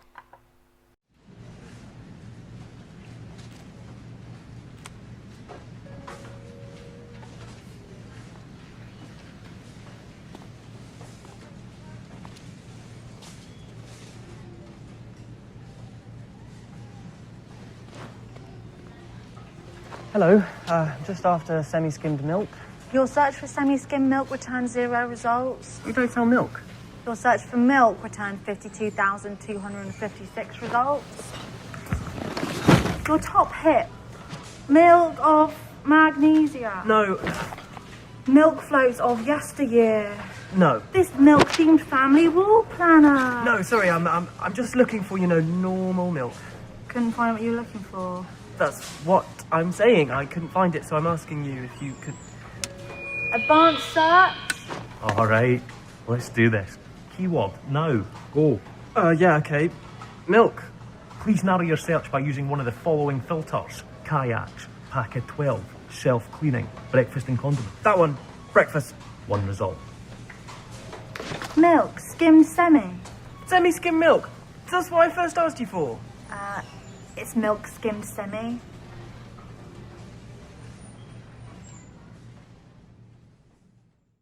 Esta odisea para encontrar leche no la solemos tener en un supermercado físico, pero online, como os comentaba, pasa y encima estamos acostumbrados y es muy frustrante y a veces no llegamos a comprar, pese a estar muy dispuestos, puede ser un producto pequeño, un producto grande, porque no lo encontramos. Los buscadores muchas veces disponen también de filtros directamente para hacernos la vida más fácil, como hace aquí Airbnb, que nos dice ya, vale, estás buscando Madrid, pero quieres experiencias, restaurantes, alojamientos, quieres buscar de todo. Aquí se ve como el buscador está en el centro, en una parte como bastante importante dentro de la web, porque tiene que ser muy visible en Diverge. ¿Veis? O sea, letras enormes, está ahí, pero es que se tiene que ver, insisto. Nuevamente la ubicación aquí pues está también ahí puesta tanto abajo como arriba, un poco más oculta para que esté visible, busques un poco donde busques. Y bueno, esto es una empresa que se dedica a hacer precisamente lo que estaba diciendo antes, a ayudarnos a que las búsquedas realmente acaben en los resultados esperados. Se llama Empathy Broker, que utiliza un buscador, que se integra con distintas tecnologías que pueden hacerse independientemente, pero bueno, esta es una de las herramientas que nos facilita un poco este trabajo. Y lo que hace es intentar subsanar fallos tipográficos, encontrar sinónimos, darle un poco de peso a las cosas en función de lo que tú sabes que es lo que quiere buscar un usuario, y también dentro de esos mismos resultados pues haciendo un poquito también de peso en lo que a ti te interesa más vender, pero siempre con el usuario en el centro, y le puedes priorizar los productos de cierta manera, pero que encuentre lo que está buscando. Si está buscando leche, a lo mejor le pones leche una marca en concreto porque te interesa más, pero le pones leche. Bueno, aquí un poquito el funcionamiento. Esto os podréis ver mejor en el informe. Si tenéis luego, si no, alguna aclaración más, pues me preguntáis. Un poco unos datos. El buscador se considera que es el tercer aspecto más importante dentro de un comercio electrónico. Muchos usuarios, un 61%, utiliza el buscador siempre o la mayoría de las veces. Esto ocurre sobre todo en webs muy grandes. Si yo entro en la web de una startup que solo vende una cosa, no necesito un buscador para nada, pero si entro en un comercio online que vende un montón de cosas, tiene un montón de categorías con las que no estoy familiarizado, voy a usar el buscador, casi seguro, porque si sé lo que quiero, me va a ser mucho más ágil eso que buscarlo en toda su arquitectura. Y hay un 63% de las personas que son menos propensos a comprar si el buscador no es bueno. Con lo cual es muy interesante de tenerlo bien optimizado, de verdad. Aquí unos ejemplos de cómo se ha utilizado Empathy Broker, que es la herramienta que mencionaba antes, en distintos comercios. Aquí lo utiliza Pull&Bear, que como veis lo que hace es tener una serie de filtros también dentro del propio buscador. Zara también tiene estas funcionalidades puestas un poquito diferentes. Además, los buscadores son muy interesantes para recolectar datos, ¿vale? A lo mejor hay algo que no tenemos, que no estamos ofreciendo, y cuando consultamos las búsquedas que nos realizan, vemos, anda, pero si hay un porcentaje elevado de nuestros usuarios que están buscando esto que no estamos ofreciendo, pero a lo mejor deberíamos. más ejemplos de lo mismo. Y entonces, en resumen, insisto, el buscador, son muy amigos míos los buscadores y son un elemento fundamental dentro de la experiencia de usuario. Es lo más cómodo, que si está bien hecho y está bien puesto, es fácil de encontrar y de utilizar, mejora la experiencia de usuario muchísimo. Nos facilitan muchísimo la vida de cara a cuando somos usuarios y tienen que entendernos, ¿vale? O sea, tienen que realmente ofrecernos lo que estamos buscando. Amazon no sería lo que es, ni de lejos, si no fuera porque tiene uno de los mejores buscadores que existen. Y Google lo mismo. Mirad cómo empezó y mira dónde está ahora. Bueno, tendencia número 9, experiencias físicas. Vamos a hablar un poco de la tendencia de cómo derivar la experiencia de usuario a un recorrido más de experiencia de cliente, ¿vale? Entonces, simplemente que sepáis, lo que se está viendo es que la experiencia de usuario, ¿vale? El diseño a producto digital, ¿vale? Está derivando hacia a la experiencia de cliente, ¿vale? Sí que vemos que el uso de procesos de diseño de experiencia de usuario, como hemos visto antes, de diseño centrado en el usuario, ¿vale? Lo que todo apuntaba que el diseño de la experiencia iba a verse influido, ¿vale? Por el recorrido del usuario en el offline, estamos viendo la tendencia contraria, ¿vale? Entonces, está disponible para facilitarles la vida siempre que ellos tengan un papel, y la clave con esto es generar una experiencia unificada que fidelice, ¿no? Entonces, en síntesis, bueno, el uso del diseño UX para diseñar experiencias fuera de las pantallas, hablando de productos, de tiendas, de ciudades, del Internet de las cosas, ¿vale? Generar una experiencia global de cliente que sea omnicanal, ¿vale? Otro punto típico que hemos tratado hoy, sobre todo de manera uniforme y coherente, ¿vale? Y luego también entra en juego aquí la personalización que nos ofrecen productos digitales para aprender del usuario y reconocer patrones. Aquí vemos una representación gráfica, ¿vale? De cómo articula IKEA, ¿vale? Un grande, cómo articula todos estos puntos de contacto, ¿no? Tanto en la tienda, como en el online, como fuera de la tienda. Vemos el peso de cada uno de estos puntos de contacto, como puede ser el catálogo, la web, el reparto, los showrooms, qué tamaño tienen dentro de la estrategia de IKEA y cómo se relacionan entre sí buscando las funciones del usuario, ¿vale? Las motivaciones que hemos visto antes, a nivel de localización, a nivel de exploración y a nivel de soñar, ¿vale? De fantasear con ese producto.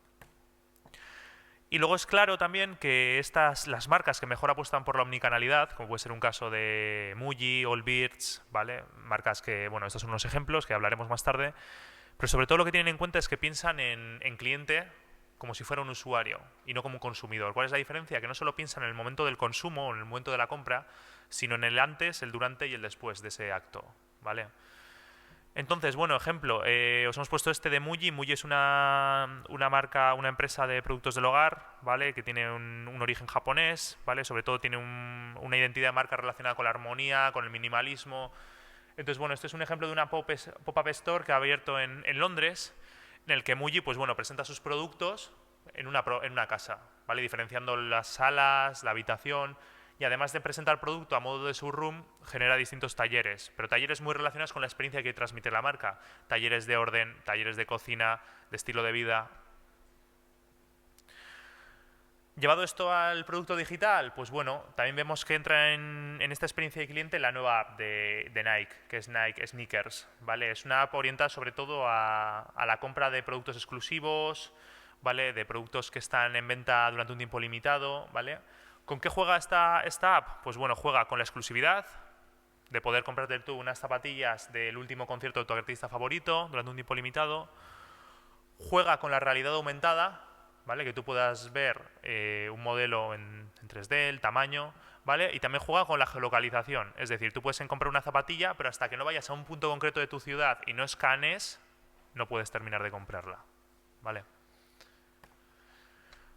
Aquí también otro ejemplo de experiencia de cliente, hablamos del Internet de las cosas, ¿vale? En este caso, pues bueno, hemos traído un ejemplo de Solos, ¿vale? Solos es una empresa de tecnología y datos, ¿vale? Sobre todo orientados a mejorar el entrenamiento a tiempo real. Os vamos a poner el vídeo para que os hagáis una idea.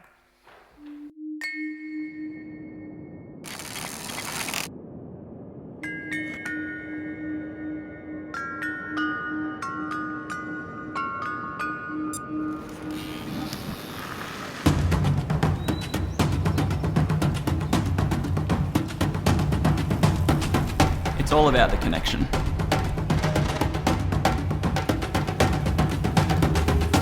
Between you and the road, You and the data, you and your team, your coach, you and your breathing, you and your body.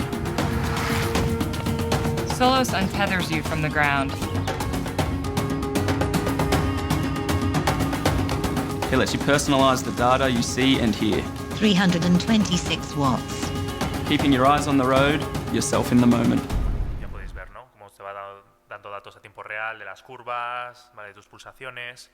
Otro ejemplo de ropa conectada, en este caso para el deporte, es Sensoria, ¿vale? Sensoria ha sacado unos, bueno, es una empresa también de productos, empezó por unos calcetines conectados, unos calcetines con sensores que te daban datos sobre cómo pisabas, con qué presión, ¿vale? Para mejorar también tus tiempos. Más ejemplos, en este caso no tiene que ser práctico, ¿vale? En este caso hablamos de una chaqueta VIP, ¿vale? Una experiencia VIP con una chaqueta conectada. Vale, esta chaqueta, ¿vale? De la marca Rosambo, pues bueno, lo que tiene es una serie de dispositivos NFC y de QRs en las mangas. Entonces el usuario puede tener, según escanea esos códigos en las mangas, encuentra experiencias VIP, pues yendo a una discoteca al área VIP, o yendo a una sala de arte exclusiva que obtiene un regalo, o teniendo una reserva en un restaurante.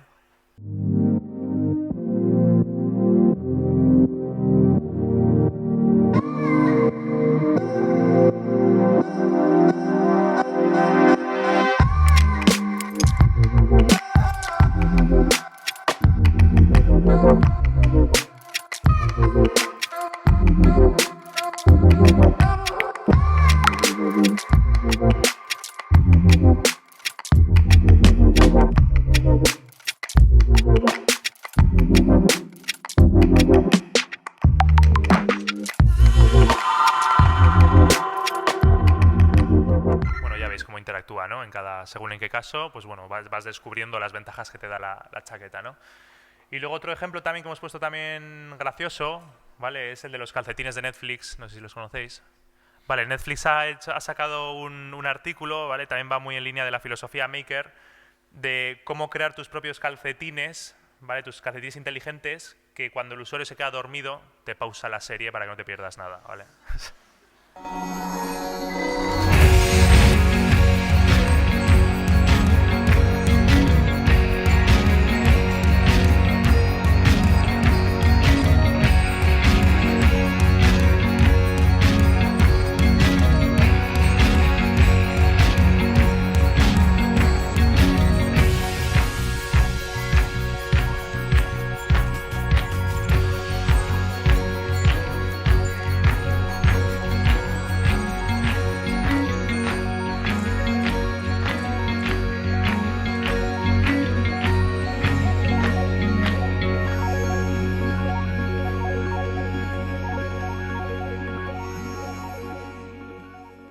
Yo voy a hacer una puntualización de todos modos. Lo que tendría que hacer es quitar ese patrón oscuro de saltar automáticamente al siguiente capítulo.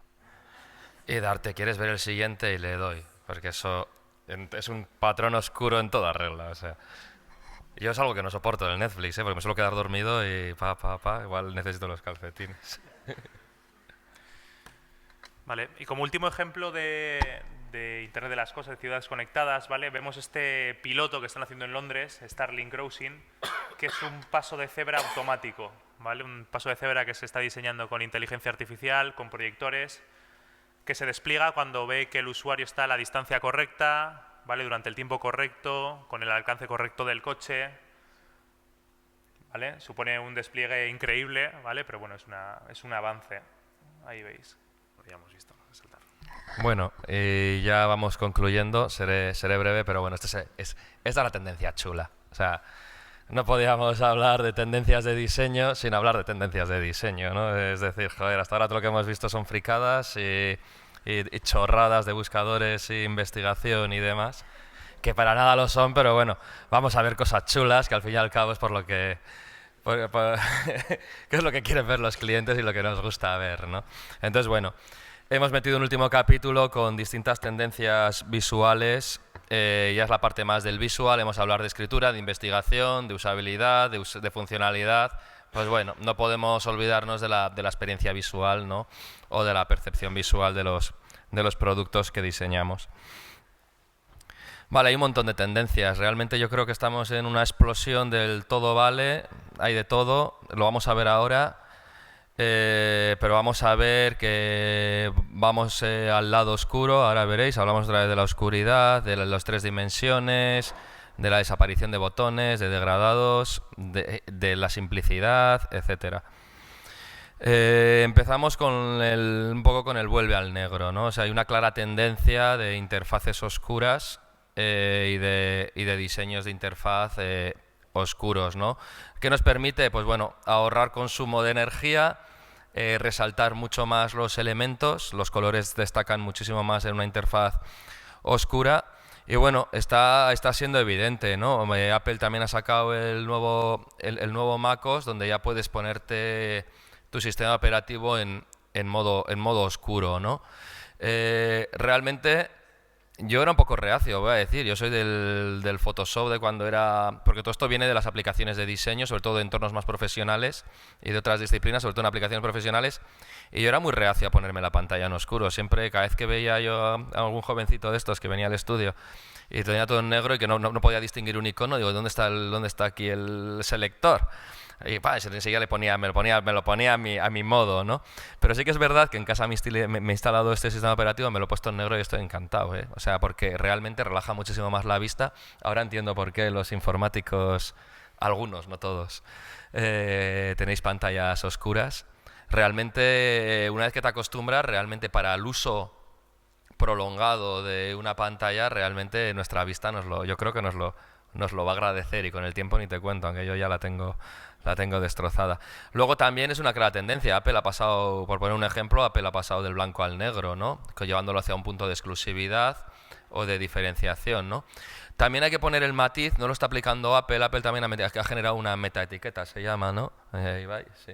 Ha generado una metaetiqueta que tú ya puedes saber, igual el idioma que el usuario tiene su sistema operativo, pues puedes saber si lo tiene en modo oscuro o en modo claro, con lo cual también te permite diseñar en base a esas preferencias, diseñar entornos web en base a las preferencias del usuario. Cada vez es más habitual encontrarte la aplicación de Twitter o de YouTube o de un montón de aplicaciones donde puedes elegir modo oscuro o modo claro, ¿no? Es decir, al final son preferencias de usuario que yo creo que se van a acabar imponiendo en una preferencia de sistema operativo, y al final los diseñadores acabaremos diseñando en ambos entornos, en modo claro y en modo oscuro, para que haya para todos, o sea, para gustos los colores, ¿no? Sobre todo se ven mucho en interfaces de pantalla, en zonas oscuras, donde realmente no te quieres cansar la vista y donde realmente la información se ve mucho mejor en modo oscuro, ¿no? Apple TV, Netflix, cualquier tipo de entorno en televisión, pues van en modo oscuro por defecto. Y eso era por un lado, o sea, vamos a empezar a ver... Nosotros hemos empezado a diseñar cosas oscuras, por lo menos nos estamos poniendo el reto. ¿Y cómo quedaría esto en negro? De hecho, el otro día pintamos nuestra web en negro, sacrilegio. Era como... Hemos pasado... Y la verdad es que no nos disgustó, ¿eh? O sea, ahí está el prototipo. Bueno, pasamos también, no sé si la tendencia del flat, ¿no? Hubo una tendencia clara una tendencia del diseño flat, el flat que eran ilustraciones mucho más planas.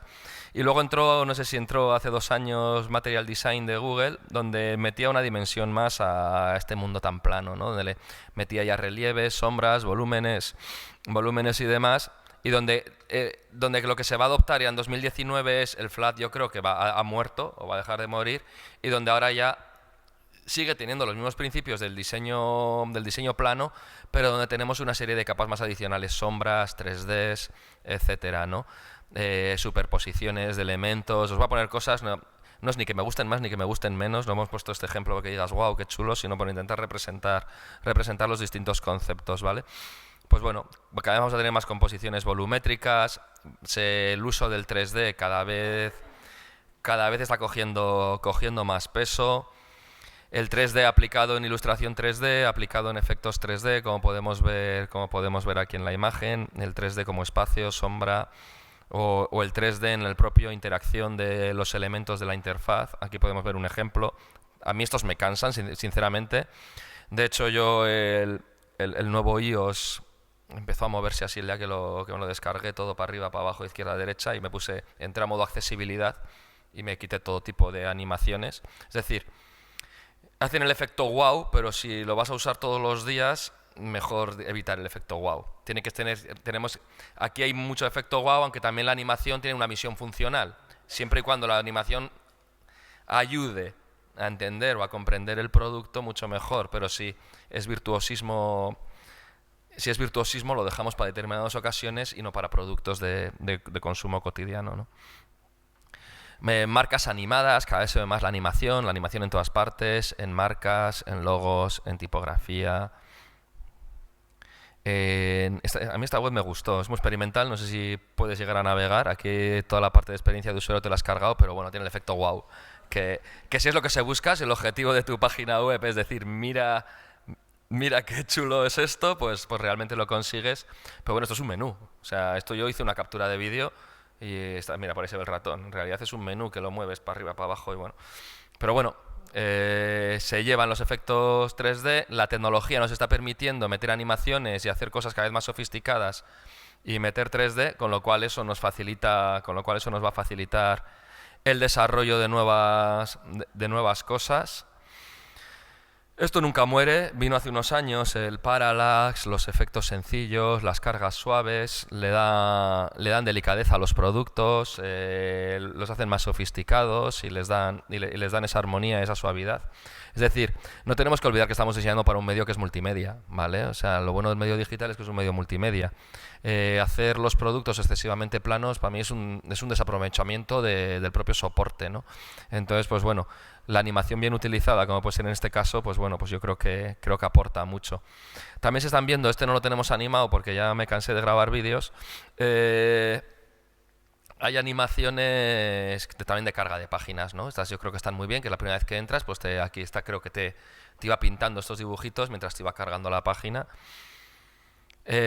Vamos a ver colores vivos, 3D, es como que volvemos a los 80, yo creo, ¿no? No sé si empezaremos a ver cosas de estas, no sé si llegaremos a este tipo de cosas. Este es un ejemplo del estudio Hachos, creo que es demasiado, pero creo que sí que vamos a empezar a ver cosas mucho más atrevidas. Creo que hemos pasado de la época Flash a querer ser Jakob Nielsen haciendo las cosas súper funcionales y que ya nos hemos cansado de eso y que vamos a volver ahora también al despliegue, ¿no? A la pirotecnia, colores, animaciones. O sea, esperemos que no caigamos en el error Flash, porque de esa época cometimos bastantes errores los diseñadores.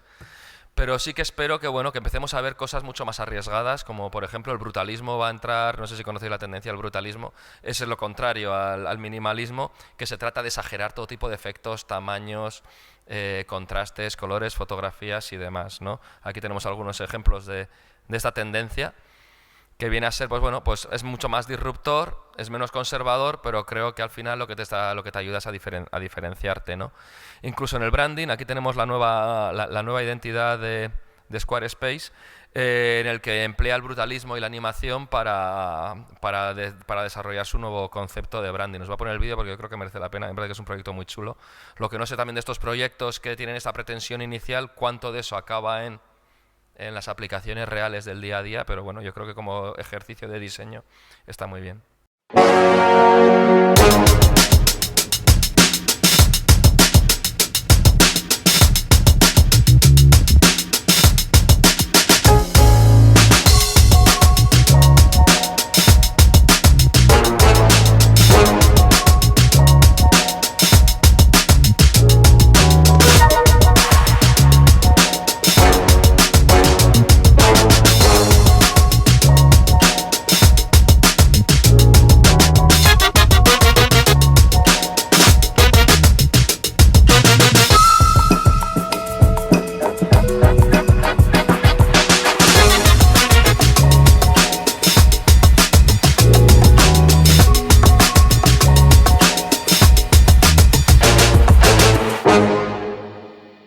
Como veis, se está empezando también a aplicar ciertas técnicas tecnológicas a la identidad visual, ¿no? Este creo que es un claro ejemplo. Se está viendo muchísimo también este tema de tipografía animada y animación tipográfica, y se está viendo mucho. Yo creo que está viendo ahora muchísima experimentación en este entorno, ¿no?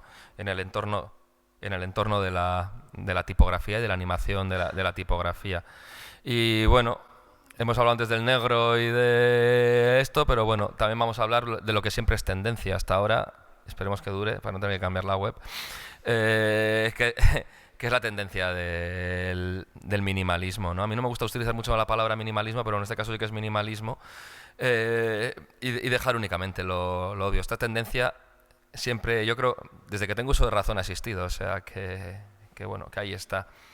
Hay cosas un poquito de este tipo de animaciones también que hemos hablado, ¿no? La tendencia denominada color block, que es utilizar 2 colores que contrastan, animaciones sencillas, sin sobresaturar, etcétera. Es decir, vamos a ver mucha animación, yo creo, en los próximos. Ya se ve mucho, pero yo creo que al final pues está adoptando. Y bueno, y con esta variedad de impactos visuales, pues cerramos hasta aquí la presentación de las 10 tendencias. Nos hemos alargado pelín más de lo previsto porque me hubiese gustado que hubiese media hora pues para generar debate. Nos quedan 15, 20 minutitos, que me encantaría que hicierais preguntas o que se generara un debate. Más que hacer preguntas, yo creo que lo que da esto es para cuestionar lo que hemos dicho, ¿no? O sea, meter un poco de caña.